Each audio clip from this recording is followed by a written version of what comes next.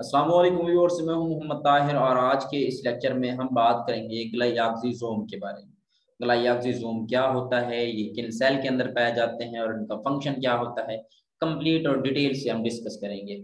Plants contain an organelle which in addition to glycolic acid oxidase and catalase also possess a number of enzymes that are not found in animal cells। के plant के अंदर मौजूद एक ऐसी organelle जिसके अंदर glycolic acid oxidase और catalase भी मौजूद होता है, बट ये एनिमल सेल के अंदर नहीं पाए जाते, ये एनिमल सेल के अंदर एब्सेंट होते हैं। These organelles called glyoxysome are most abundant in plant seedling। कि ये मोस्टली जो होते हैं ये प्लांट सीडलिंग में बहुत ज्यादा तादाद में मौजूद होते हैं और ये एनिमल सेल्स के अंदर जो है वो एब्सेंट होते हैं। Which rely upon store fatty acid to provide them with energy and material to be begin in the formation of new plant।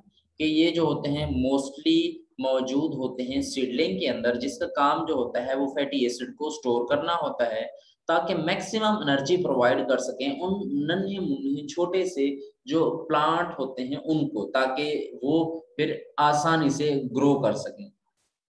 One of the primary activities in these germinating seedling is the conversion of stored fatty acid to the carbohydrates। और इसका इन ग्लाइकोसोम का जो basic function होता है वो ये होता है कि ये जो सीडलिंग की सीड्स की जर्मिनेशन हो रही होती है उसके दौरान इन्होंने स्टोर फैटी एसिड को कार्बोहाइड्रेट्स के अंदर कन्वर्ट करना होता है और फिर कार्बोहाइड्रेट्स की जो ब्रेक डाउन होती है मजीद, वो होने के बाद फिर उससे एनर्जी हासिल की जाती है। This is achieved through a cycle glyoxylate cycle the enzyme of which are located in ग्लाइऑक्सिसोम।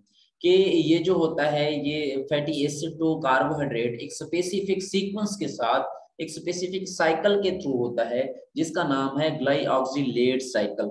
और ये जो होता है एक एंजाइम के थ्रू ही होता है जो कहाँ पे पाया जाता है, ग्लाइऑक्सिसोम के अंदर। इसी वजह से इसका नाम भी ग्लाइऑक्सिसोम है। In plants peroxisome play important role in both catabolic and anabolic pathway.